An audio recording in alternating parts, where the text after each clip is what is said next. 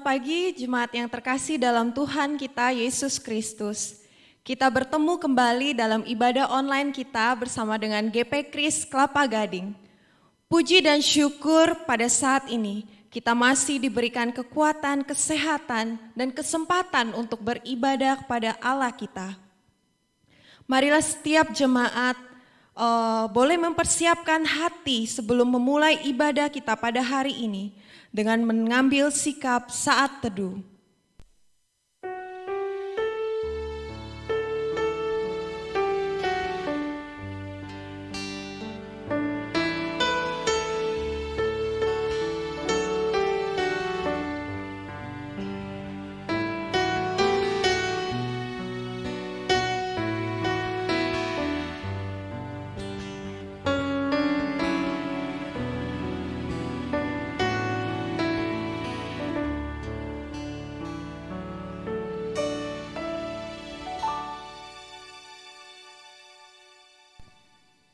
Mazmur 95 ayat 6-7 berkata, "Masuklah, marilah kita sujud menyembah, berlutut di hadapan Tuhan yang menjadikan kita, sebab Dialah Allah kita dan kitalah umat gembalaannya, dan kawanan domba tutunan tangannya. Pada hari ini, sekiranya kamu mendengar suaranya." Kita sungguh bersyukur kita mempunyai Bapa yang begitu mengasihi kita. Seperti Bapa yang begitu mengasihi anaknya, sungguh besar kasih setianya dalam setiap hidup kita. Kita mau memuji, memuliakan nama Tuhan kita, seperti Bapa sayang anaknya.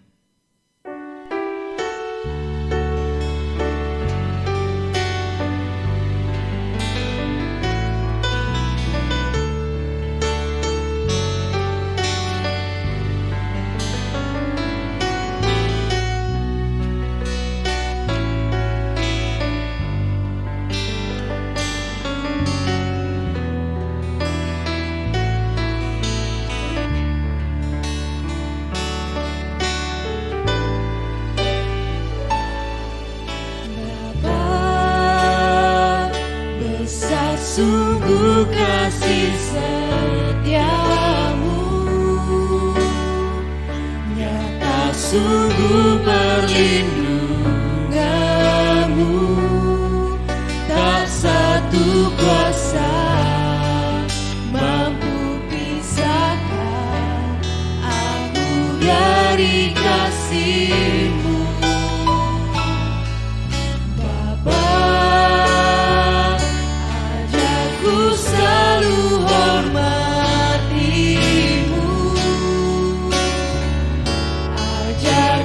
Turut perintah-Mu, berikan ku hati untuk menyembah-Mu dan bersyukur setiap waktu, seperti Bapa sayang anaknya.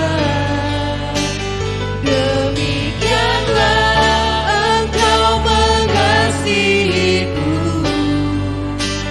Kau jadikan biji mata-Mu, Kau berikan semua yang ada padamu, seperti Bapa sayang anaknya. Demikianlah Kau menuntun langkahku, hari depan indah Kau beri, rancangan-Mu yang terbaik bagiku.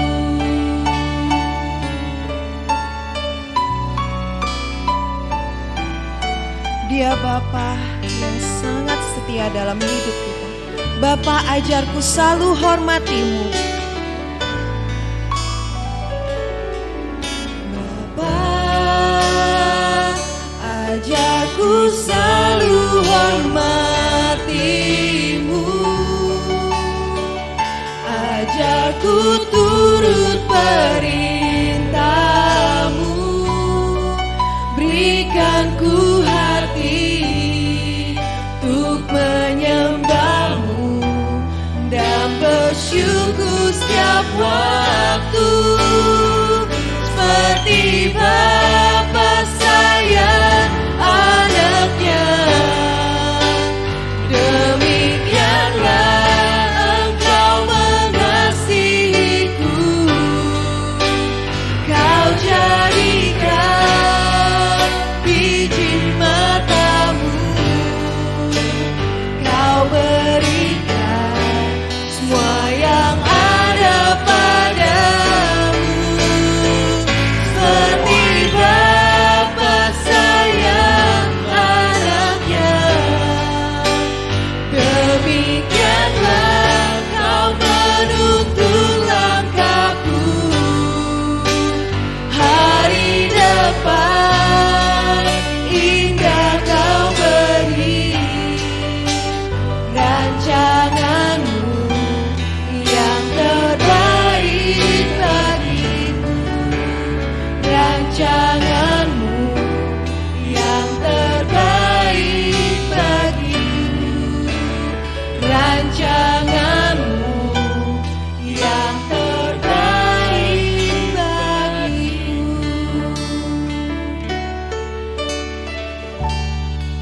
Mari saya mengajak setiap jemaat untuk tundukkan kepala, kita berdoa bersama.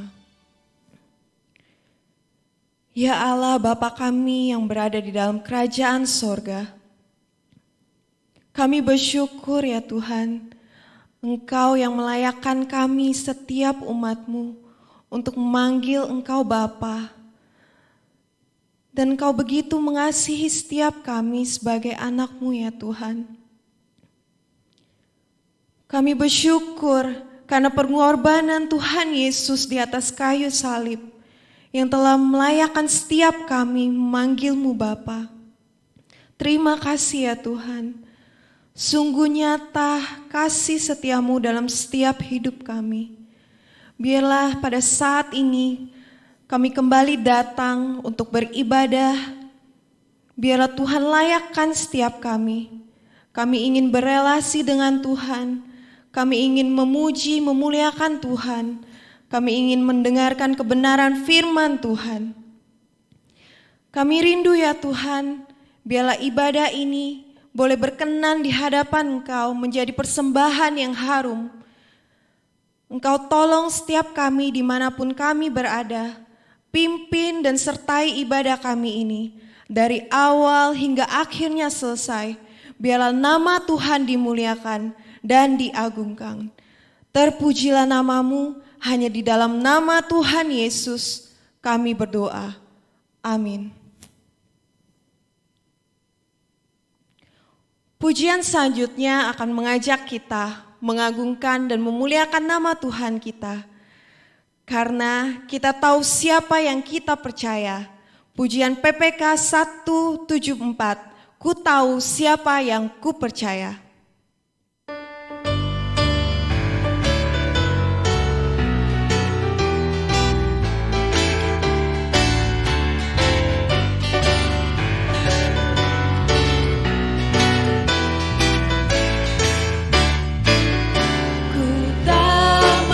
Anugerah Tuhan yang diperbuatnya bagiku, tak layak ku terima kasih.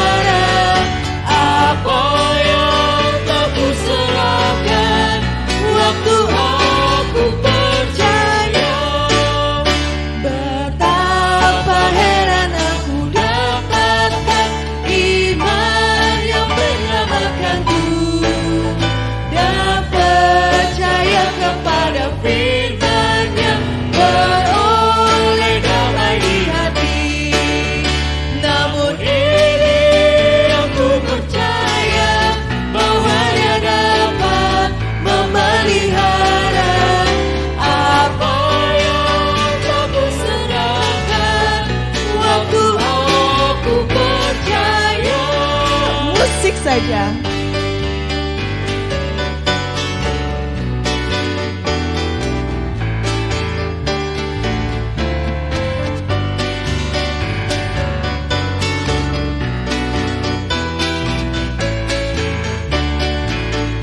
Ku tak mengerti kuasa Roh Kudus mengubah orang berdosa, meyakinkan tentang Tuhan Yesus menjelma jadi manusia. Namun ini aku percaya bahwa Dia dapat memelihara apa yang tak kuserahkan. Waktu aku percaya, Namun ini aku percaya, ini aku percaya bahwa Dia dapat memelihara apa yang tak kuserahkan. Waktu aku percaya, waktu aku percaya, waktu aku percaya. waktu aku percaya. Puji nama Tuhan kita. Kita tahu siapa yang kita percaya, Dialah Tuhan kita, Juru Selamat kita. Sebentar kita akan kembali belajar akan kebenaran firman Tuhan dengan bertemakan seri Kehendak Allah di balik sengsara aniaya. Kita semua percaya bahwa Yesus yang adalah anak Allah telah terlebih dahulu merasakan sengsara dan aniaya yang teramat besar untuk melakukan kehendak Allah, supaya ia mati di atas kayu salib untuk menebus setiap kita, umat Allah yang berdosa. Maka dari itu, walaupun kita manusia sekarang harus berjalan dalam lembah kekelaman, kita tahu Tuhan Yesus senantiasa beserta kita. Roh Kudus-Nya menguatkan setiap kita untuk melakukan kehendak Allah kita. Kita menaikkan pujian ini untuk menghantarkan kita mendengarkan kebenaran firman Tuhan. Yesus, Engkau Juru Selamatku.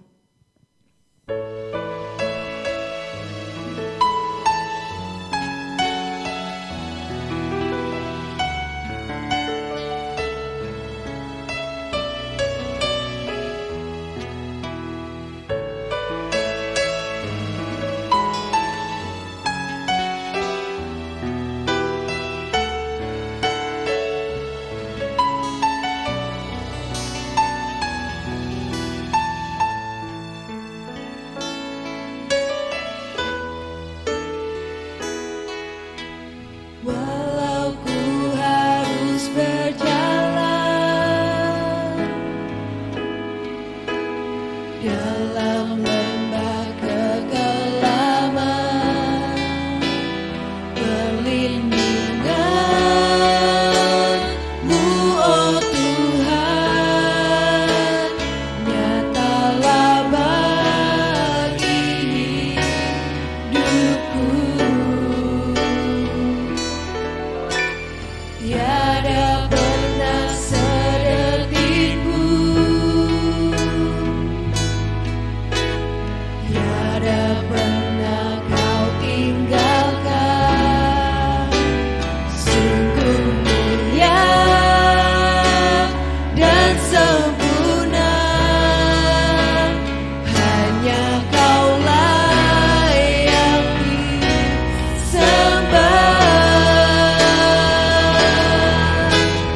Yesus, Engkau Juru Selamatku, dalam janji-Mu kemenanganku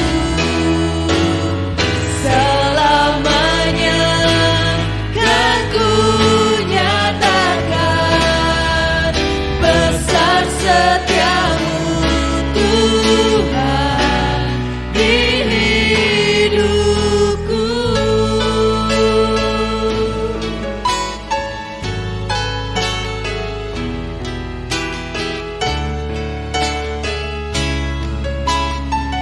Tiada pernah sedetik pun Dia tinggalkan kita.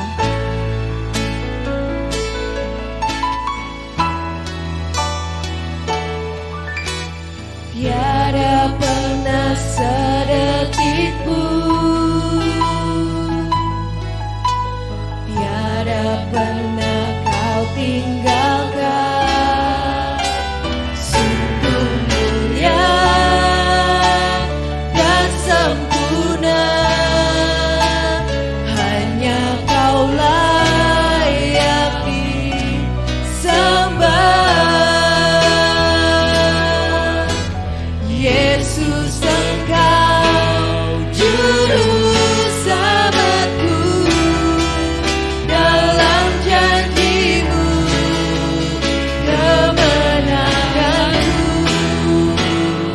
Selamanya kan ku nyatakan besar setiamu Tuhan di hidupku. Kita katakan sekali lagi bahwa Yesus, Engkau juru selamatku. Yesus, Engkau juru selamatku, dalam janji-Mu kemenanganku. Selamanya kan ku nyatakan besar setiamu Tuhan di hidupku. Besar setiamu Tuhan. Besar setiamu, Besar setiamu Tuhan. besar setiamu Tuhan, Besar setiamu Tuhan. besar setiamu Tuhan di hidupku.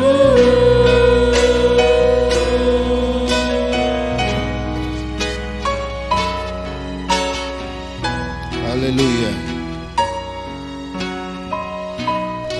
Besar setiamu di hidup kami ya Tuhan. Siang dan malam selalu baru. Kasih dan kesetiaan Tuhan yang Kau nyatakan bagi kami. Semua memberikan kekuatan, penghiburan, dan kemenangan atas segala tantangan kesulitan. Biarlah kami boleh mengakui Yesus Juru Selamat, seperti para rasul, seperti para nabi, seperti para misionari-misionari yang telah pergi ke seluruh dunia, memberitakan Yesus yang jadi Juru Selamat itu, dan mengakuinya sebagai Tuhan. Agar kami pun juga tidak malu mengatakan Dia Juru Selamatku.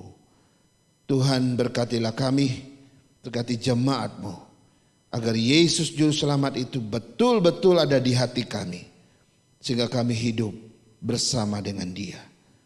Berkatilah kami hari ini. Berbicaralah kepada kami.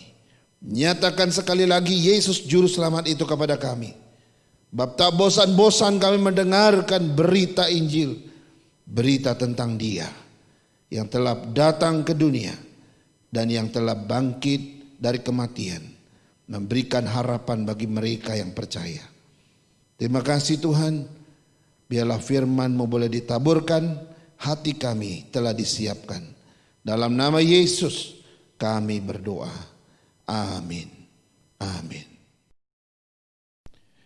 Baik, mari kita membaca satu bagian dari firman Tuhan yang sudah kita baca minggu lalu dari Kisah Para Rasul pasal 8 ayat 1 sampai 6. Nanti kita sambung ayat 26 sampai 29, lalu 35 sampai 36 dan terakhir 38 sampai 40. Saya hanya mengutip beberapa ayat yang penting-penting supaya kita bisa memahaminya.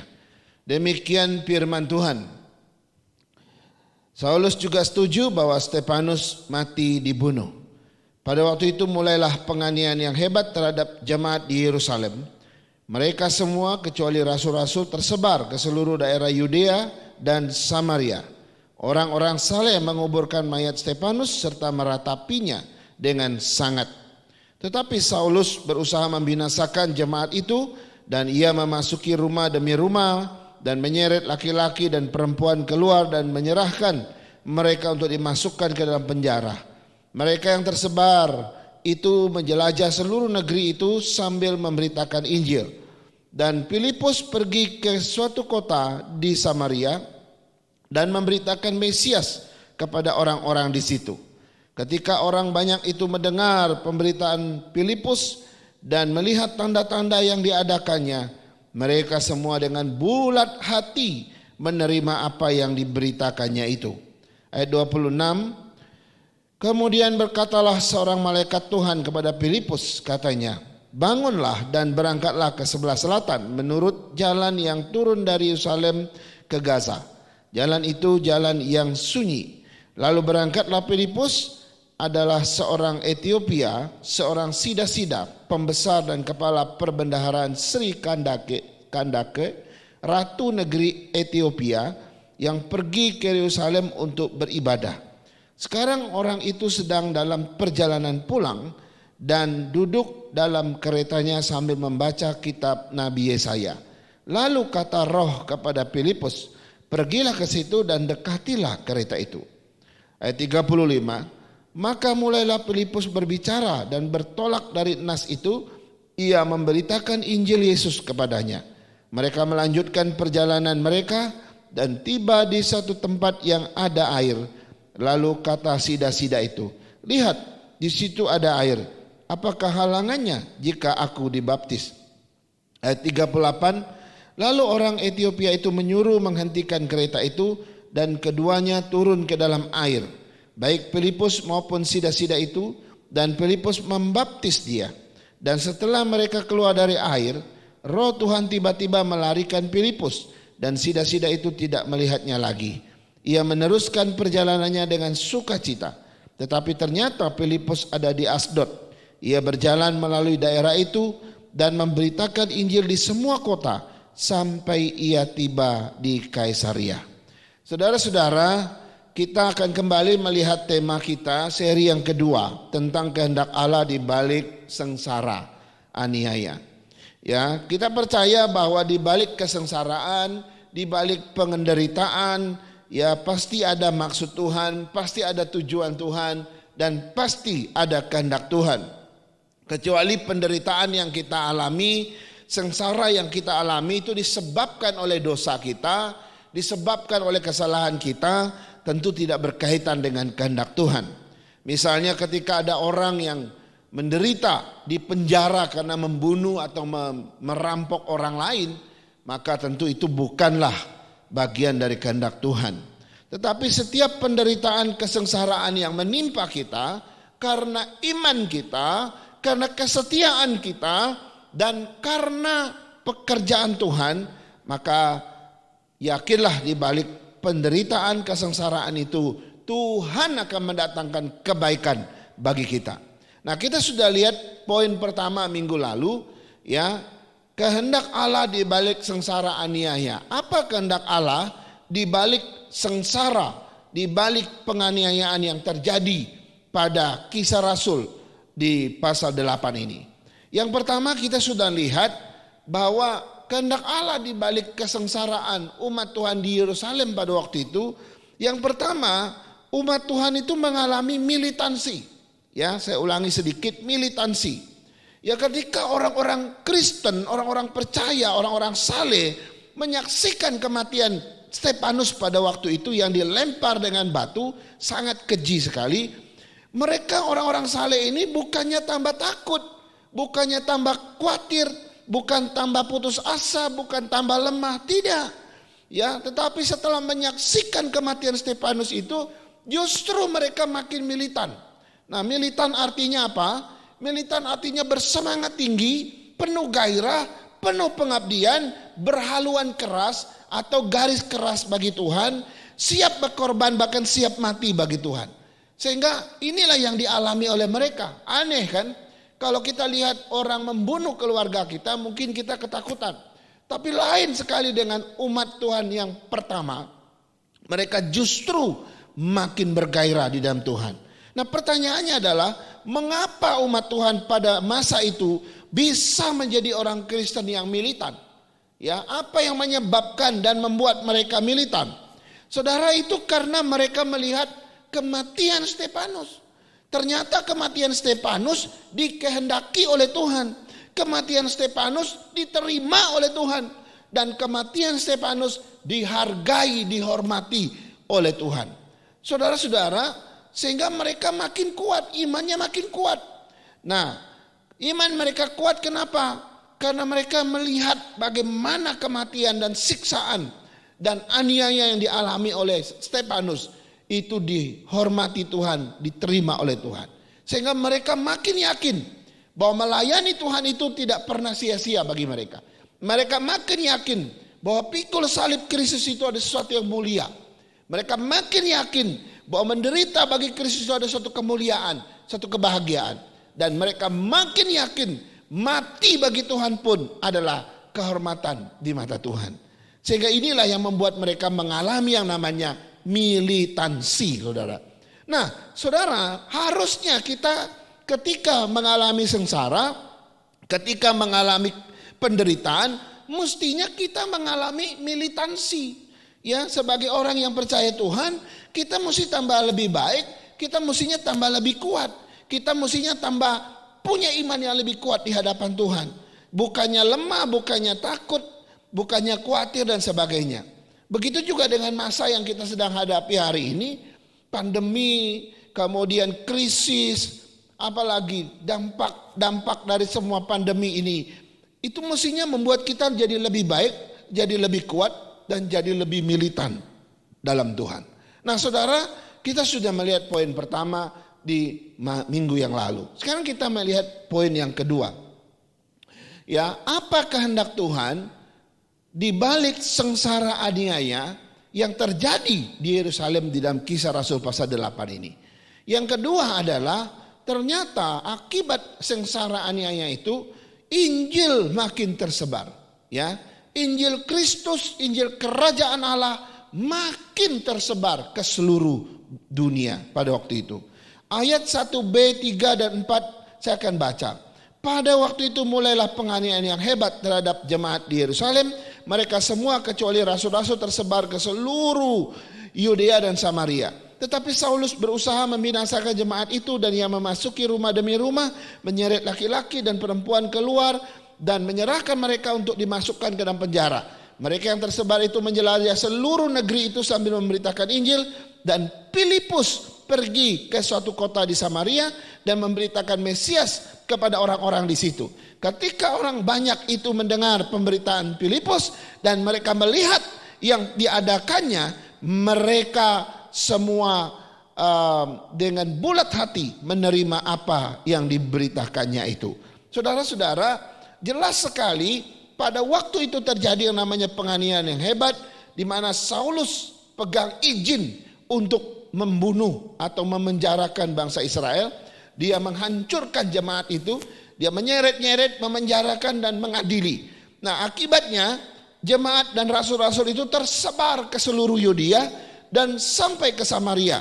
Ya, kemudian ayat 4, mereka tersebar ke seluruh negeri itu sambil memberitakan Injil. Ini menarik. Ya, mereka tersebar bukannya lari sebenarnya. Memang ada yang pergi tapi pergi untuk memberitakan Injil. Menarik ya. Mereka tersebar sambil memberitakan Injil kata Alkitab. Artinya mereka bukan pergi lalu mengurung diri, diam di rumah, enggak. Mereka tersebar ke seluruh negeri itu sambil memberitakan Injil. Kenapa? Karena mereka mengalami militansi di poin pertama yang saya sudah sampaikan itu. Nah, saudara-saudara, ketika para teolog perjanjian baru menilai penganiayaan yang terjadi di Yerusalem pada waktu itu, para teolog ini sepakat mengatakan begini, bahwa penganiayaan sengsara pada waktu itu memang harus terjadi. Kenapa? Ada alasannya, saudara, ya. Harus terjadi, nggak boleh tidak terjadi, mesti harus terjadi. Kenapa demikian? Karena dasar mereka adalah amanat agung Tuhan Yesus harus digenapi. Karena Yesus berkata, pergilah jadikanlah semua bangsa muridku, baptislah mereka dalam nama Bapa, Anak dan Roh Kudus. Saudara, jemaat Tuhan atau umat Tuhan waktu itu mesti pergi. Tapi masalahnya waktu itu mereka nggak pergi. Supaya pergi gimana? Tuhan izinkan yang namanya sengsara penganiayaan itu. Akhirnya mereka pergi. Tapi sebelum mereka pergi, Tuhan membangkitkan semangat iman mereka melalui kematian Stefanus. Sehingga mereka mengalami jiwa yang militansi bagi Tuhan. Sehingga waktu mereka pergi dengan berani sambil memberitakan Injil. Sehingga ini menarik saudara. Nah, seandainya penganiayaan itu tidak terjadi saudara, bayangkan kalau penganiayaan itu tidak terjadi, umat Tuhan akan tetap tinggal di satu tempat, yaitu di Yerusalem. Mereka penuh di situ doang gitu ya. Itu artinya Injil juga nggak akan tersebar kemana-mana. Ya, nggak ada yang memberitakan Injil saudara. Nah, kalau sudah demikian mereka tinggal di zona nyaman mereka di Yerusalem, maka mereka tidak pernah melaksanakan amanat agung. Padahal amanat agung diberikan supaya mereka pergi memberitakan Injil. Yang kedua, kalau mereka tidak memberitakan Injil, itu artinya juga umat pilihan Tuhan ini tidak sejalan dengan rencana Tuhan. Nah, Tuhan tidak mau umatnya hidup tidak sejalan dengan dia. Tuhan mau umatnya taat pada dia, melakukan amanatnya. Karena itu menurut para teolog ini, penganiayaan sengsara ini harus terjadi supaya mereka pergi memberitakan Injil. Saudara-saudara, kadang-kadang Tuhan memakai cara yang ekstrim, ya. Kadang-kadang, saya ulangi, kadang-kadang Tuhan memakai cara yang ekstrim untuk apa? Untuk mendorong kita agar kita mau melakukan perintahnya, agar kita mau melakukan kehendaknya. Ketika Tuhan melihat engkau tidak melakukan amanat agung, ketika Tuhan tidak melihat engkau tidak sejalan dengan dia, maka dia akan sangat mungkin membiarkan atau mengizinkan penderitaan itu datang. Supaya kita sadar akan apa kita dan untuk apa kita hidup bagi dia. Nah, tujuannya apa? Dengan sengsara itu engkau bisa kembali sejalan dengan Tuhan. Dengan sengsara itu engkau bisa kembali melakukan kehendak Tuhan. Engkau bisa kembali melakukan perintah Tuhan. Nah, inilah yang terjadi dengan Filipus saudara. Ya, Filipus sebelumnya adalah seorang dari 7 diaken yang dipilih di Yerusalem, ya. Dan pelayanan Filipus waktu dia jadi diaken di Yerusalem itu terbatas sekali. Cuma sebatas pelayanan pada janda-janda, yatim piatu. Ya, terbatas pada pelayanan diakonia, pelayanan sosial saja. Dan terbatas pada administrasi gereja tok, karena diaken kerjaannya hanya itu. Yang pemberitaan Injil, firman dan sebagainya, doa itu para rasul. Jadi waktu dia jadi diaken, dia terbatas pada itu saja. Tetapi setelah penganiayaan itu, Filipus yang biasa-biasa menjadi orang luar biasa. Dia jadi orang yang sangat berani kemudian Filipus menjadi seorang yang sangat militan kemudian. Dia bukannya tambah takut, dia bukannya tak melarikan diri, bukan. Filipus makin berani, militan, dan maju terus dalam pelayanan Tuhan. Nah, diaken Filipus ini saudara, dia akhirnya pergi memberitakan Injil di beberapa tempat. Dia persis seperti para rasul. Para rasul memberitakan Injil itu udah itu udah nggak usah ditanya lagi. Tapi ini diaken satu ini, dia juga pergi memberitakan Injil. Saudara, ada 2 tempat yang dicatat oleh Alkitab. Bagaimana Filipus si diaken ini pergi memberitakan Injil dengan berani. Yang pertama, dia pergi memberitakan Injil kepada orang Samaria. Saudara, siapa orang Samaria? Orang Samaria itu dianggap kafir oleh orang Yahudi. Kenapa? Karena orang Samaria itu adalah orang yang lahir dari pernikahan campur, dari kawin campur orang Yahudi asli dengan orang kafir. Sehingga lahirlah orang Samaria, separuh Yahudi, separuh orang bukan Yahudi. Sehingga mereka dianggap oleh orang Yahudi asli bahwa orang Samaria bukanlah orang Yahudi tulen. Ya, dan tidak hanya itu, mereka mengecap mereka juga sebagai orang kafir. Sehingga orang Yahudi dengan orang Samaria itu bencinya luar biasa, saling benci satu sama lain. Dan mereka bermusuhan satu sama lain. Ya, kalau orang Yahudi mau ke utara, ya harusnya dia bisa lewat jalan yang dekat, itu lewat di tengah-tengah wilayah orang Samaria.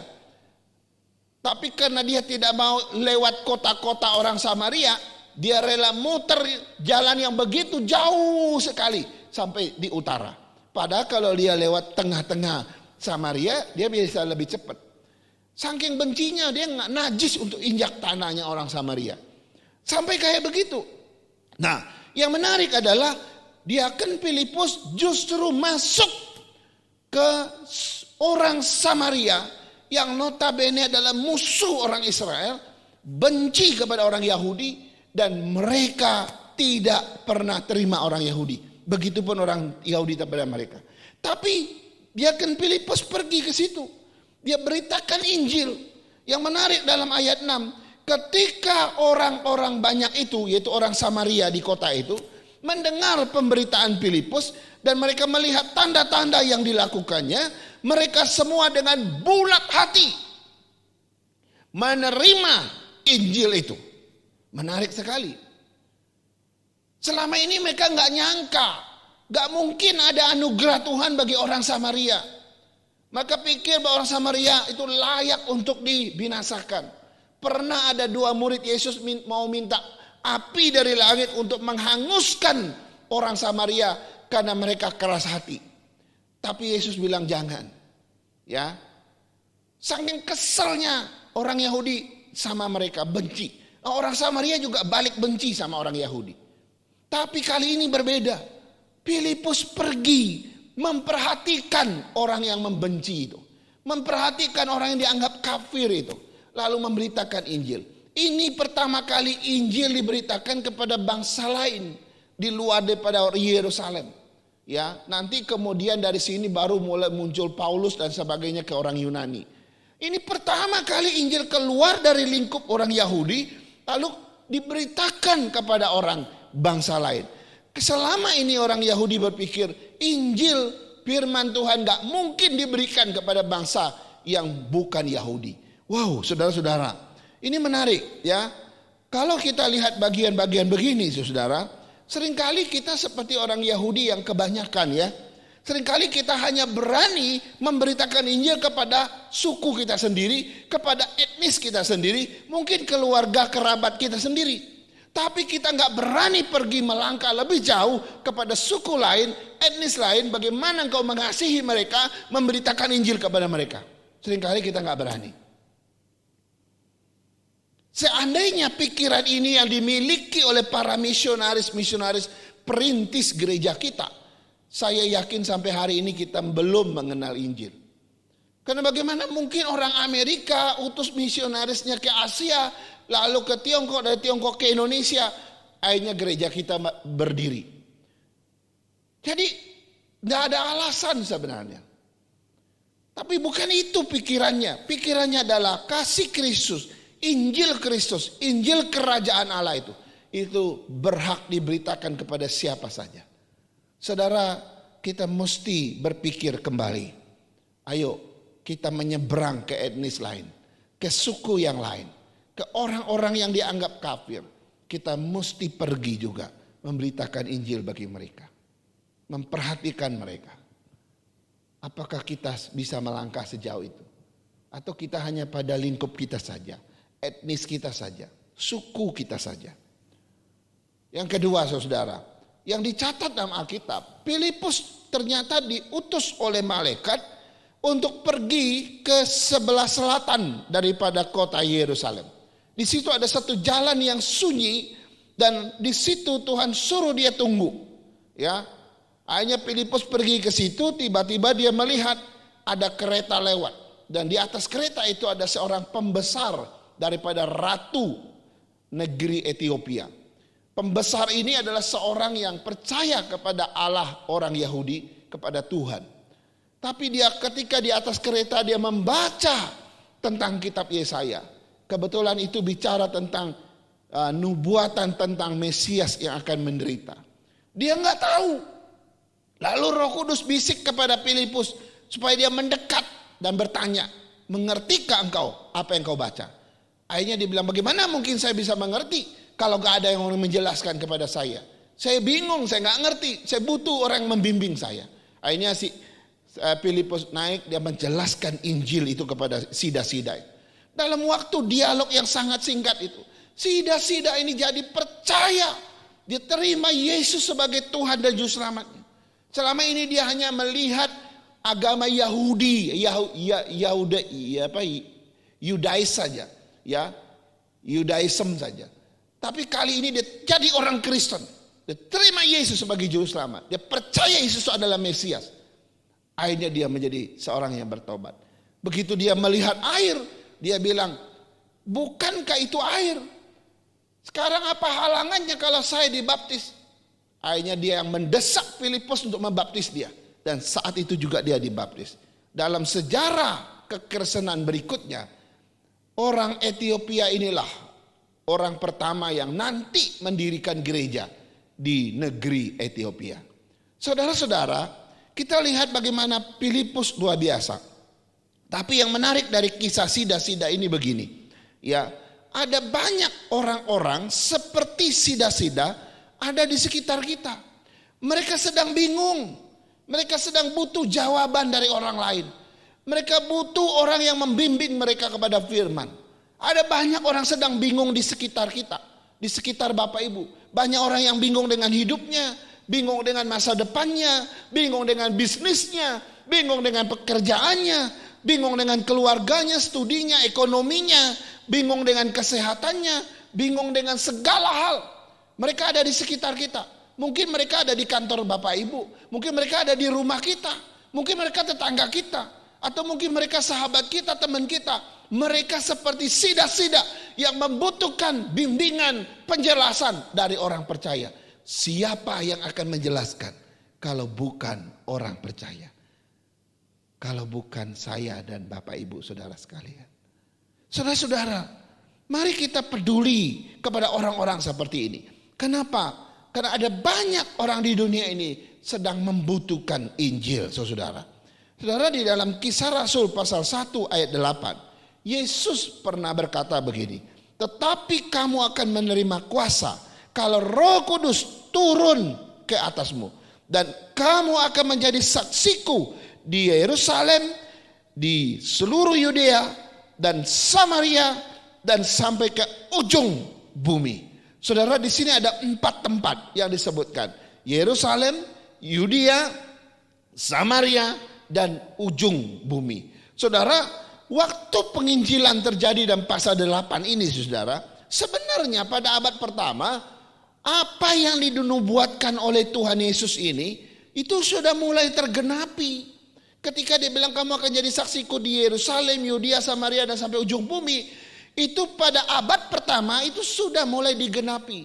Ya, di Yudea, di Yerusalem, mereka bersama kumpul di Yerusalem. Yerusalem itu sempit bagi mereka. Akhirnya Tuhan ledakkan penganiayaan di situ. Akhirnya mereka tersebar. Lalu dikatakan semua mereka pergi ke seluruh wilayah Yudea. Coba lihat, mereka sudah sampai di Yudea. Injil sudah sampai di seluruh Yudea.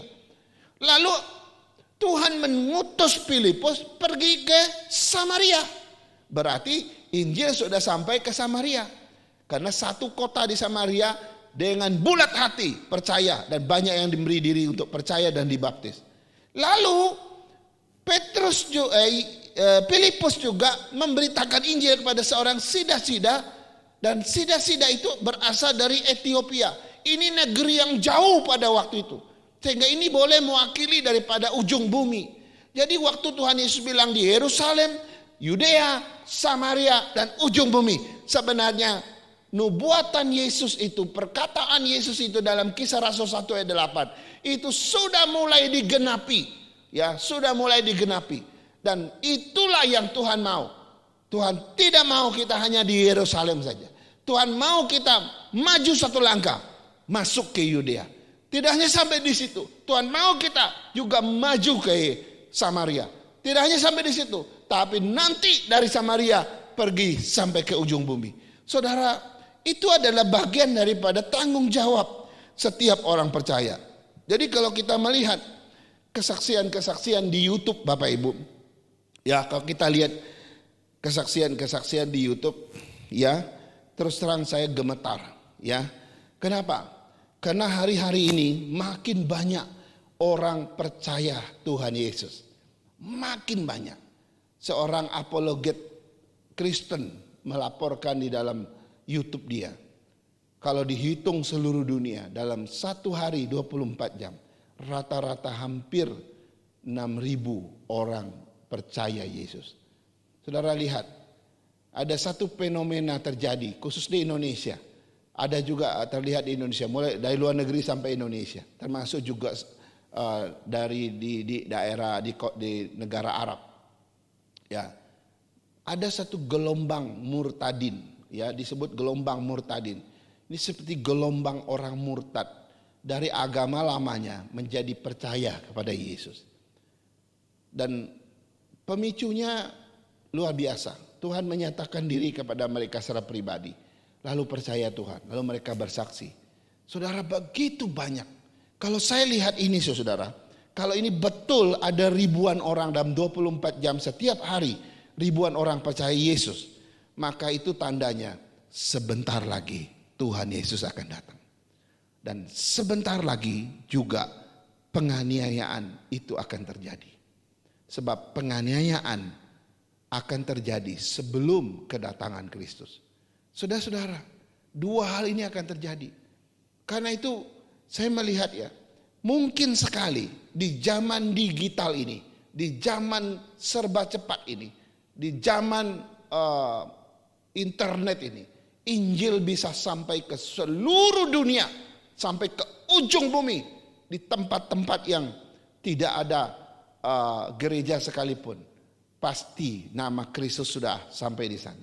Ini zaman digital, tidak ada lagi batas, tidak ada lagi jarak. Begitu cepat mencapai dari setiap ujung-ujung dunia ini. Karena itu saya gemetar, kemungkinan Yesus tidak lama lagi datang. Kenapa? Karena banyak sekali orang percaya. Lalu kenapa dia belum datang? Karena mungkin umat pilihan Tuhan ini belum genap. Tuhan menunggu sampai genap baru dia datang. Tapi ini sudah tanda-tanda kegenapan itu. Makin banyak orang percaya, makin banyak orang percaya. Tapi juga ada orang yang bukan umat Tuhan akan pergi meninggalkan Tuhan. Selalu ada begitu. Terjadi yang namanya penyucian gereja. Sehingga saudara-saudara, jadi kalau penganiayaan terjadi, tidak selalu penganiayaan itu maksudnya jelek. Kadang-kadang Tuhan memakai cara penganiayaan, memakai sengsara secara ekstrim supaya kita melakukan kehendak Tuhan. Saudara-saudara, dia mau kita memberitakan Injil dengan apa saja daripada aspek hidup kita. Kalau saudara pernah sakit, beritakan Injil melalui sakit itu. Saya ingat seorang pendeta reform pernah sakit, ya, tapi dia sudah meninggal. Waktu dia saat-saat dia sangat menderita, dia di rumah sakit, dia masih pegang impus, dia masih banyak kabel sana sini, ya. Dia tahu hidupnya nggak lama lagi sebab dia mengalami sakit yang begitu berat. Tapi dia keluar dari kamarnya, dia masuk ke kamar pasien yang lain, dia beritakan Injil. Dan tidak lama kemudian dia terus memberitakan Injil. Banyak pasien-pasien yang dikuatkan, yang terima Tuhan juga ada. Lalu gak lama kemudian dia meninggal. Apa artinya? Ketika kita sakit, pakailah sakit itu. Itu sebuah sengsara. Tapi sengsara itu bisa jadi sarana penginjilan. Ketika engkau bangkrut, bisnismu bangkrut, ya, pakailah kebangkrutan itu sebagai cara untuk memberitakan Injil kepada orang lain. Bagaimana engkau bisa dikuatkan, engkau bisa mengalami Tuhan di saat-saat yang krisis itu. Ketika rumahmu terbakar, terjadi musibah, kecelakaan, pakai pengalaman itu untuk beritakan Injil kepada orang lain. Supaya orang lain bisa mendengar Injil. Beberapa tahun yang lalu, seorang dari anggota dari gereja GGP di sebelah gereja kita di Pasar Baru, itu pernah kebakar rumahnya. Jadi dia lagi kebaktian, langsung kedengaran kalau rumahnya terbakar. Kalau kita, rumah kita kebakar, kita lagi kebaktian, kira-kira Bapak Ibu keluar nggak pulang? Atau tetap selesaikan ibadah itu dulu? Coba pikirkan. Wah, saya dengar ibu itu bersaksi hari itu juga, karena kebetulan saya khotbah di gereja itu. Dia bersaksi hari itu juga. Dia bilang harusnya saya kabur sebelum ibadah selesai. Tapi tidak, saya mau selesaikan ibadah, baru saya pulang. Wow, itu langsung jadi kesaksian yang luar biasa. Dia tahu Yesus luar biasa, walaupun mungkin rumah saya sudah ludes semuanya. Ya. Karena itu sengsara apapun yang kau alami, baik sakit, di PHK, ya, bangkrut bisnismu atau apapun itu pengalamanmu, pakai itu sebagai celah untuk memberitakan Injil kepada semua orang. Sebenarnya itulah yang dimaksudkan. Bahwa Tuhan ingin di balik sengsara, dia mau Injilnya terus tersebar dari orang yang satu ke orang yang lain, dan orang yang lainnya kepada orang yang lain lagi. Terus tersebar. Melalui apa? Melalui kehidupan kita, maupun secara khusus melalui sengsara, aniaya sekalipun. Karena itu saudara, kalau kita mengalami sengsara dan penderitaan, kita mesti lihat ini bisa dipakai untuk memberitakan Injil. Saya kenal dua pendeta. Dua pendeta ini sudah meninggal. Pendeta yang pertama yang saya kenal ketika semuanya sakit dan saat-saat terakhir semuanya mau meninggal. Si pendeta ini atau si mukse yang sudah pensiun ini dengan setia menemani dia. Lalu dia mencatat setiap hal yang dia alami bersama istrinya di saat-saat terakhir. Dan dia jadikan buku. Waktu saya baca itu, aduh ini suami mendapat berkat luar biasa. Saat-saat terakhir dia menemani semuanya dan dia jadikan buku. Dan itu jadi berkat bagi banyak orang. Salah satu lagi adalah seorang pendeta, dia adalah dosen dari sekolah Alkitab yang terkenal di Jakarta ini. Dia dulu pernah khotbah di tempat kita juga. Dia mengalami stroke. 2 kali dia mengalami stroke. Dan saat dia mengalami stroke yang terakhir itu parah sekali. Dan dalam kondisi yang sangat lemah itu dia menuliskan pengalaman dia bersama Tuhan saat mengalami stroke itu. Dan dia bukukan juga. Waktu saya baca itu, wah, itu juga menguatkan luar biasa. Terakhir yang ketiga, saya ingat ada lagi satu yang ketiga. Salah satu pendeta tua kita dari gereja GKKA dari Ujung Pandang. Ketika anaknya meninggal, dia juga menuliskan kisah-kisah tentang anaknya. Di saat dia bersama dengan anaknya, menjelang anaknya meninggal. Itu juga dibukukan, dijadikan kesaksian. Saudara, pengalaman kesengsaraan apapun bisa engkau pakai menjadi kesaksian supaya berita Injil terus tersebar. Dan inilah yang terjadi di Yerusalem. Tuhan memberikan, mengizinkan penganiayaan, mengizinkan kesengsaraan menimpa umatnya. Tapi melalui itu Tuhan membentuk mereka, tapi melalui itu juga Injil makin tersebar. Kiranya kita sadar dengan pengalaman kita. Apapun yang kita alami, kita jadikan itu sebagai pintu untuk memberitakan Injil. Sebagai jalan untuk memberitakan kabar baik kepada orang lain. Mari kita berdoa. Terima kasih ya Tuhan. Kami bersyukur dengan hidup yang Tuhan berikan. Ada banyak pengalaman-pengalaman yang kami alami. Ada pengalaman yang indah. Pengalaman yang membahagiakan kami. Oke, kami bersyukur untuk itu. Tapi kadang-kala kami tidak bisa bersyukur ketika kami mengalami tantangan kesulitan hidup. Ketika kami mengalami penderitaan. Dan ketika kami mengalami yang namanya kesengsaraan yang begitu berat. Tuhan, hari ini kami ditegur firman-Mu. Kami boleh sadar bahwa apapun yang kami alami, baik suka maupun duka, ya, segala kesengsaraan, penderitaan, itu bisa menjadi alat di tangan Tuhan untuk kami terus memberitakan Injil seperti pengalaman umat Tuhan pada abad pertama. Berkati kami setiap umat Tuhan. Apapun yang kami sedang alami hari ini, kekecewaankah itu, air matahkah namanya, atau kepedihan hati, biar semua ini Tuhan kami bisa tuliskan bagaimana Tuhan hadir di situ, dan itu menjadi kesaksian pemberitaan Injil kepada orang lain. Berkati setiap jemaat-Mu dimanapun berada dan segala pergumulan mereka. Tuhan ingatkan mereka agar mereka pakai itu sebagai pengalaman bersama Tuhan. Kami sambut dengan firman-Mu, dan firman Tuhan ini Kau tanamkan dalam hati kami. Dan firman ini akan terus kami beritakan kepada orang lain. Dalam nama Yesus kami berdoa. Amin. Amin. Puji Tuhan untuk firman yang telah kita dengar. Biarlah boleh menguatkan kita dan membuatkan kita semua tetap berani melangkah untuk melakukan kehendak Tuhan, memberitakan Injilnya. Seperti dalam Filipi 4 ayat 13 berkata, segala perkara dapat kutanggung di dalam Dia yang memberikan kekuatan kepadaku. Mari kita bersama-sama meresponi firman Tuhan, bahwa bersama Yesus kita dapat lakukan perkara besar. Bersama Yesus tidak ada yang sukar. Kita yakin dan percaya bahwa Yesus adalah anak Allah, domba Allah, dan juru selamat setiap umat manusia. Kita naikkan pujian ini dengan sukacita. Bersama Yesus lakukan perkara besar.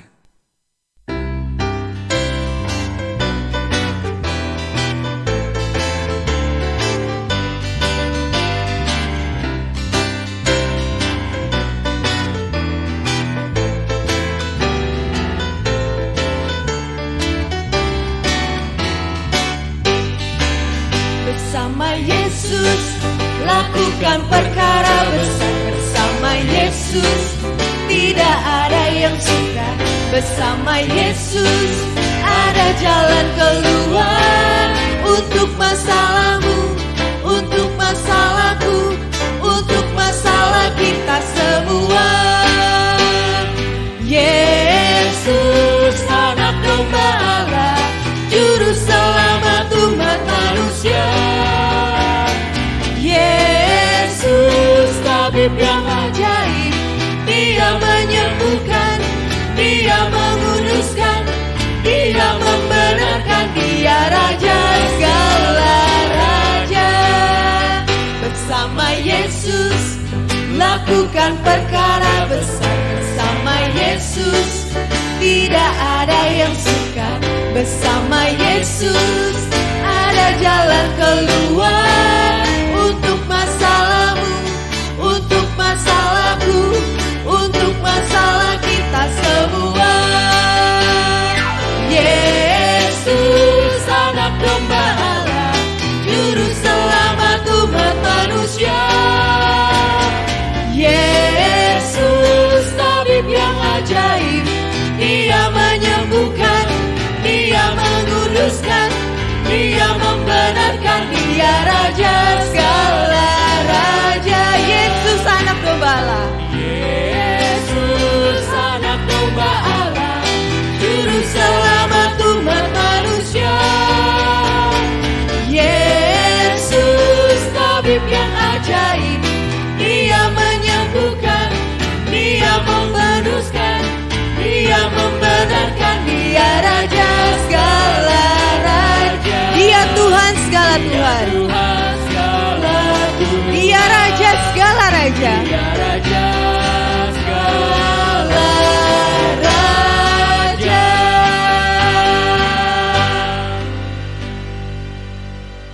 Jemaat Tuhan, kita akhiri ibadah kita dengan pujian doksologi.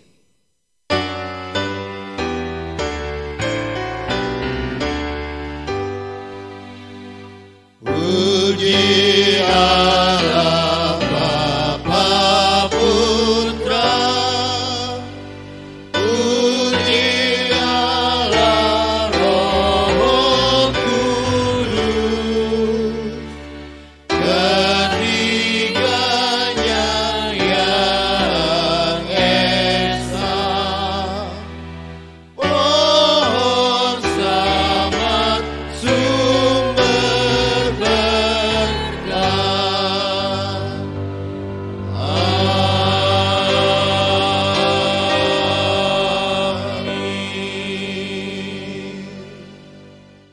Jemaat Tuhan yang Tuhan Yesus kasihi, marilah kita kembali ke tempat kita. Kita pulang sebagai orang-orang yang militan, sebagai orang-orang yang siap pergi bagi Tuhan, memberitakan Injil, memberitakan Kristus juru selamat bagi dunia, dan terimalah berkat-Nya. Kiranya kasih dari Allah Bapa kita, anugerah dari Tuhan kita Yesus Kristus, penghiburan, penyertaan, dan pimpinan dari Roh Kudus kiranya menyertai saudara-saudara sekalian hari ini, besok, dan seterusnya sampai hari Maranatha. Tuhan Yesus datang kedua kali menjemput kita saleh-salehnya. Amin.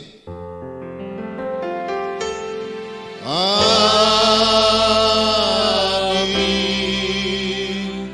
Amin.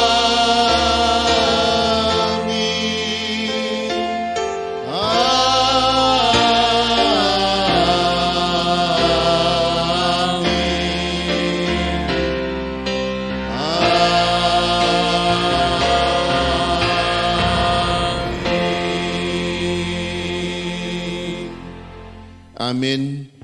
Ibadah kita selesai, silakan saat teduh sampai bertemu kembali dalam ibadah yang akan datang.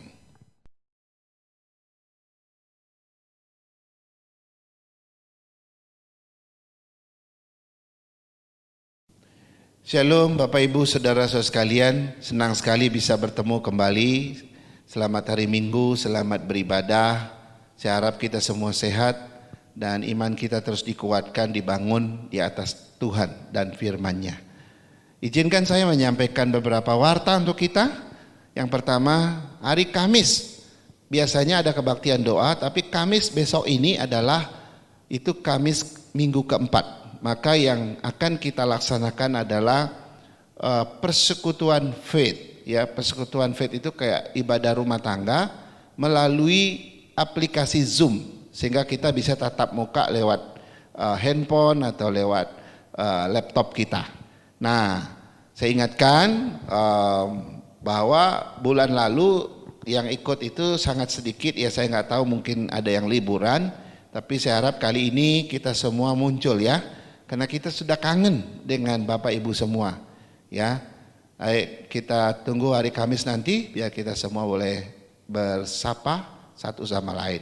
Kemudian kita doakan ibadah pemuda kita setiap Sabtu pukul 19.00 biar anak muda kita juga terus bertumbuh di dalam firman, di dalam persekutuan bersama Tuhan. Dan remaja juga ada pukul 17.30. Dukung mereka supaya anak-anak remaja kita juga bertumbuh menjadi orang dewasa yang baik. Lalu hari Minggu seperti biasa pukul 9.00 itu untuk kelas sekolah minggu.